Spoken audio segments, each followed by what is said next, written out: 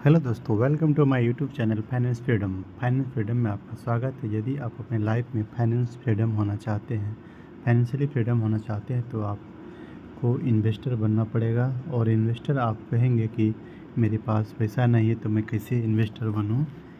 नहीं, आपके पास ज़्यादा पैसा रहने से भी आप इन्वेस्टर नहीं बन सकते। आपको थोड़ा थोड़ा का पहले आदत लगाना पड़ेगा। देखिए, शेयर मार्केट में आप जो है आ सकते हैं, एक बस पैसिव इनकम यहाँ से मिलेगा। चलिए हम बात करते हैं डायरेक्ट शेयर मार्केट से कैसे अर्निंग करें। यदि आप शेयर मार्केट में कुछ नहीं जानते हैं, थोड़ा सा आप अध्ययन कर लेते हैं कुछ दिन एसआईपी के बारे में, तो आप एसआईपी में यदि इन्वेस्ट करके देखिए, सिंपल सा उदाहरण है। चलिए मैं दिखा रहा हूँ कि एक देखिए, एक पारंपरिक है सिंपल। मैं कोई ये आपको सलाह नहीं दे रहा, आप यही शेयर ले लीजिए। देखिए, आपका ओवरऑल कितना रिटर्न दे रहा है, 20% मान के चलते हैं। 2013 से स्टार्ट है और एनुअली जो है 20% रिटर्न दे रहा है।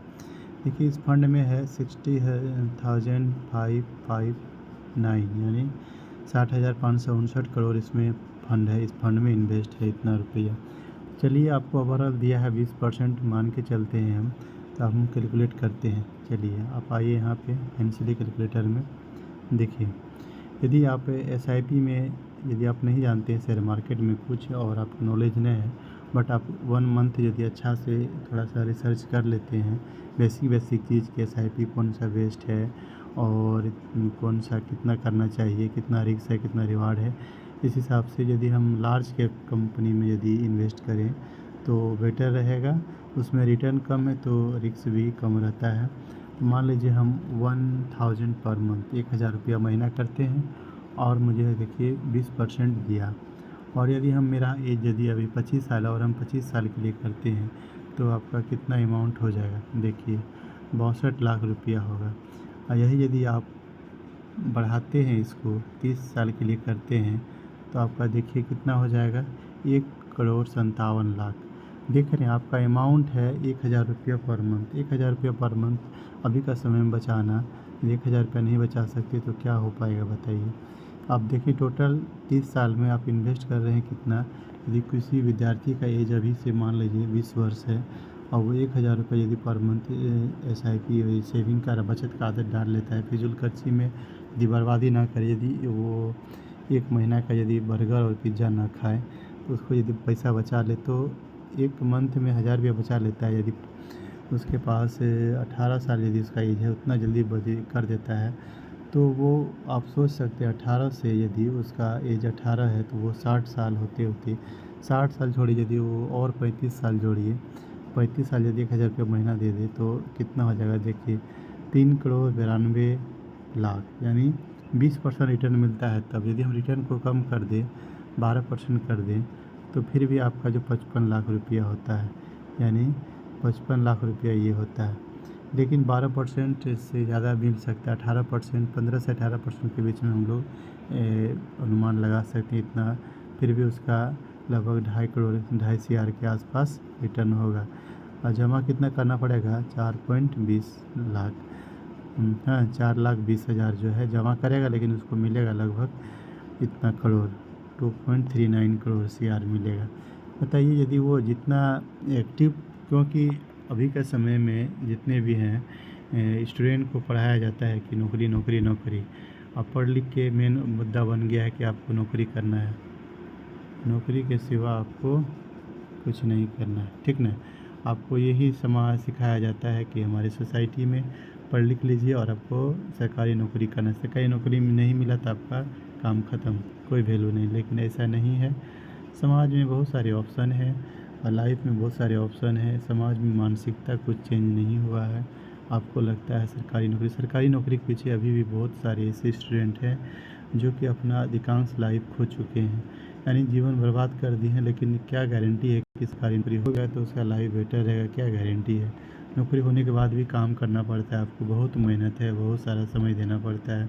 उसके बाद प्रेशर इतना रहता है और आप फाइनेंशियली फ्रीडम नहीं, कहीं घूम नहीं सकते, कहीं जा नहीं सकते। आपको काम के प्रति ईमानदारी से काम करना पड़ेगा। तो इस तरह से आप यदि शुरू से यदि फाइनेंस के बारे में जागरूक हो जाए तो अच्छा, एक स्टेज आते आते आप फाइनेंशियली फ्रीडम हो सकते हैं और लाइफ को अच्छी तरीक़े से जी सकते हैं।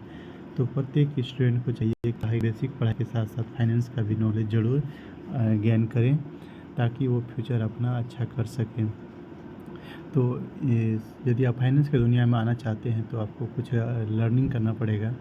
थोड़ा सा यदि आप स्टूडेंट हैं, कुछ नहीं जानते हैं, तो लर्निंग कीजिए, या कुछ जो आप बुज़ुर्ग भी हैं, बुज़ुर्ग नहीं, मान लीजिए आपका एज हो गया है, फैमिली वाले हैं, आपके ऊपर ज़िम्मेवारी है, तो आप फाइनेंस के बारे में थोड़ा सा लर्निंग कीजिए।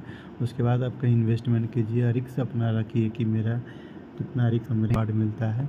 तो रिस्क रिवार्ड बहुत मायने रखता है। यदि आप अभी कुछ नहीं जानते हैं तो आप फर्स्ट में SIP कर सकते हैं, वो भी अच्छा देख के जिसका वो रिटर्न बढ़िया हो, यानी एवरेज हो 10 से 15% के बीच में रिटर्न मिल जाए, और ज़्यादा छोटी कंपनी ना हो। उसका जो है रिटर्न SIP में कौन उसका मैनेजर है और क्या कर रहा है, उसका कितना रिटर्न मिला है पिछला मतलब 10 साल का, या उसका एनालिसिस करके बहुत सारे हैं, और वो जो सारी वीडियो देखिएगा तो पता चल जाएगा। बट आप यदि 1000 रुपया महीना भी बचा रहे हो, यदि जिसको जितना अपना क्षमता के अनुसार कोई यदि 2000 रुपया महीना बचा लेते हैं, और यदि 15% रिटर्न मिले, ज़्यादा का यदि उम्मीद नहीं करते हैं, तो मान लीजिए 35 साल के लिए देखते हैं, आपको इतना हो जाएगा, 2,28,00,000 हो जाएगा। ये कोई यानी फॉल्स नहीं है, ये आपका मेन निर्भर करता है रिटर्न पर एनम कितना रिटर्न मिल रहा है, औसत एवरेज देखा जाता है यहाँ पे, कि एवरेज आपका कितना रिटर्न इस तरह यदि आपको मिले तो आपको इतना हो सकता है। मे भी आप स्टार्ट आपको करना पड़ेगा कि SIP में कैसे निवेश करें। ये बहुत सारे डीमेट अकाउंट है, आप कहीं भी जाके अच्छा से कोई भी डीमेट अकाउंट में अपना डीमेट अकाउंट, यानी ब्रोकर है, ब्रोकर में आप अपना डीमेट अकाउंट खुलवा सकते हैं।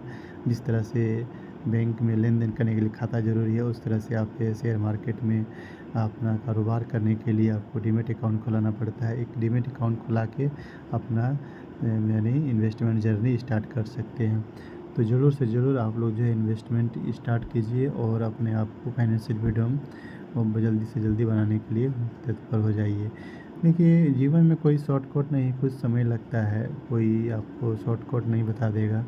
और एक चीज़ है फाइनेंस, यानी आप कहीं इन्वेस्टमेंट करते हैं तो उसके बारे में ज़रूर सोचें, क्या है नहीं है, अच्छा से सोचें, अपना जो दिल कहे, दिमाग कहे, उस पर विचार कीजिए, तब इन्वेस्टमेंट कीजिए। किसी के कहने पे नहीं कीजिए, क्योंकि यदि लॉस होता है तो उसमें कोई आपको भरपाई नहीं करेगा, और यदि प्रॉफिट होता है तो वो आपका होता है।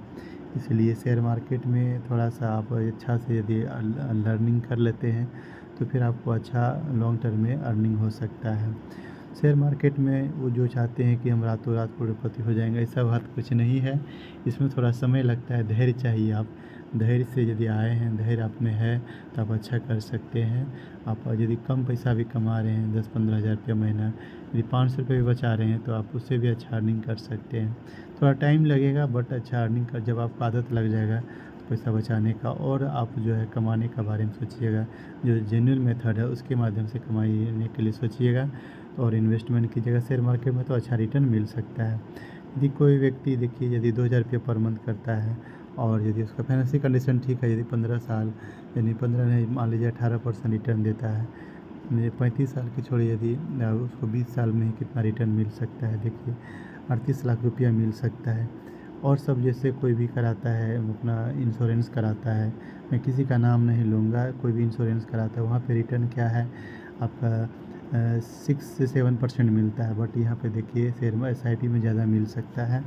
इसलिए अपना जो है फाइनेंस के बारे में नॉलेज लें, और SIP के बारे में सीखें, और बहुत सारा इंडेक्स फंड में क्या क्या है आप वो सब भी कर सकते हैं। लेकिन फ़िलहाल यदि अपना जर्नी स्टार्ट कर सकते हैं SIP से, 100 रुपया से भी स्टार्ट कर सकते हैं, आपको अच्छा फ़ायदा होगा। 100 रुपया से भी आपको बहुत फ़ायदा होगा रिटर्न। जैसे मान के चलिए आप 100 रुपया भी यदि आप रिटर्न यानी इन्वेस्टमेंट करते हैं, यदि 18% है, जिसको आप 35 साल के लिए छोड़ देते हैं, देखिए आपको कितना मिलेगा, 23 लाख रुपया मिलेगा। 100 रुपया भी यदि 18% रिटर्न मिलता है तो 23 लाख रुपया मिलेगा। 42,000 यदि आप 35 साल बाद 23 लाख मिले तो कौन सा ख़राब है। आप 100 रुपया दिए, 1200 रुपया सालाना दे रहे हैं, और आपको मिल रहा है 23 लाख रुपया 35 साल में, तो आपका बहुत है। और यदि कम एज है, कोई स्टूडेंट है, जैसे वो अभी 40 साल 20 साल का है, 40 साल के लिए चलाएगा तो कितना होगा, देखिए 54 लाख रुपया, यानी 100 रुपया तो महीने में लगता है। आदमी एक दिन में बर्गर खा लेगा, डोसा खा लेगा, 100 रुपया ख़त्म। 500 रुपया यदि सेविंग कर लेता है तो सोच के देखिए, 500 रुपया सेविंग है, 15 साल का लड़का है, यदि 18 साल का लड़का है तो वो अपना यदि इन्वेस्टमेंट स्टार्ट करता है तो देखिए 2.5 करोड़ भी समय आते आते आप अच्छा पैसा बना लेगा, सोच से भी ज़्यादा है। इसलिए फाइनेंशियली जागरूक होइए, पढ़िए और समझिए और इस पे काम करना शुरू कीजिए। चलिए आज के लिए इतना ही, फिर मिलेंगे नेक्स्ट वीडियो में, तब तक के लिए जय हिंद दोस्तों, बाय।